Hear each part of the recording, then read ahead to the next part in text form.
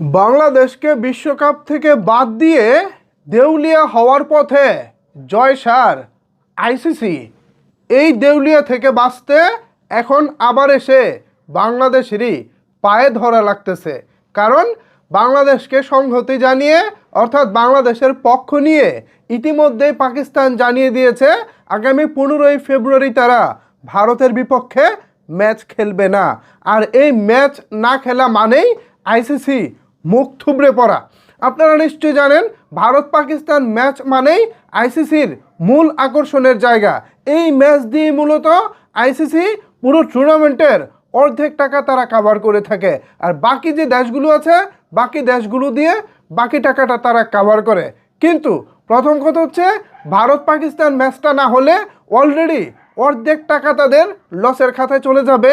দ্বিতীয় কথা হচ্ছে বাংলাদেশ না থাকার কারণে আরও প্রায় 7% যে লাভাংশ আসার কথা সেটাও এখন আসবে না, কারণ ইতিমধ্যে বাংলাদেশ নিরাপত্তা সংখ্যার কথা ভেবে ভারতে খেলতে যায়নি।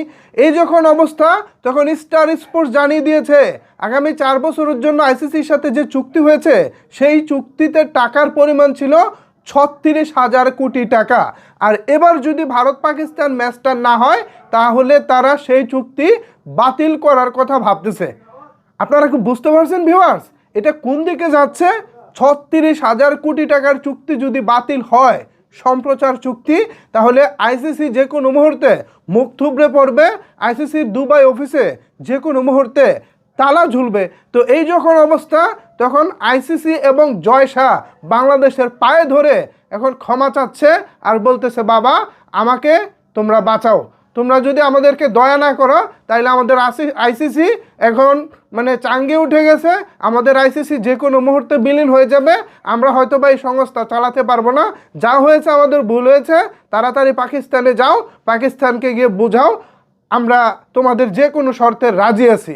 এখন নতুন আরও একটি বিষয় প্রকাশ্যে এসেছে, সেটা হলো বাংলাদেশ যদি পাকিস্তানকে রাজি করাতে পারে তাহলে বাংলাদেশ এই বিশ্বকাপ খেললে যে টাকা পেতেন, যে ফি পেতেন, সেই টাকাটাও এখন আইসিসি বাংলাদেশকে পে করতে রাজি আছে।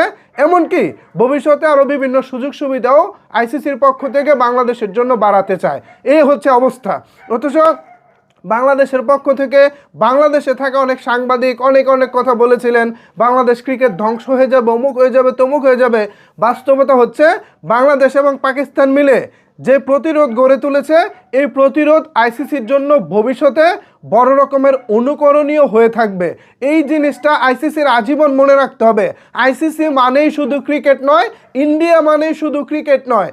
ইন্ডিয়া এবং আইসিসি ছাড়াও ক্রিকেটের আরও বড় স্টেক হোল্ডার আছে যাদেরকে বাদ দিলে বিশ্ব ক্রিকেট থাকবে না, এটা আসলে বিলীন হয়ে যাবে।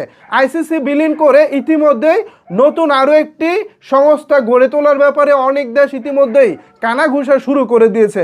তো এই যখন বাস্তবতা তখন আইসিসি পড়ে গেছে পুরো গেরা কলে, পুরো জাতা কলে।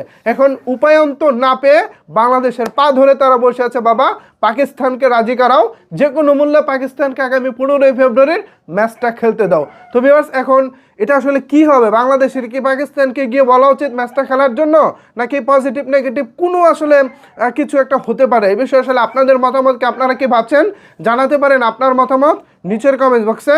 ধন্যবাদ সবাইকে এতক্ষণ আমার সাথে থাকার জন্য।